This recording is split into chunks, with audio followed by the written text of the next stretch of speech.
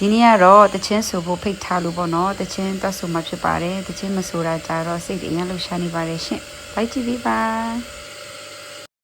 အစီအစဉ်မစခင်ပေါ့နော်နည်းနည်းလေးအစမ်းလေးတိုက်လိုက်ပါတယ်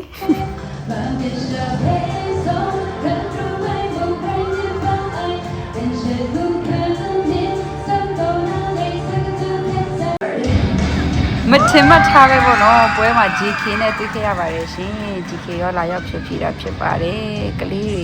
အရန်ကိုမှကြိုက်ကြပါတယ်ရှင်အရန်ကိုမှ talent ရှိတယ်ပေါ့နော် miss တယောက်ပါ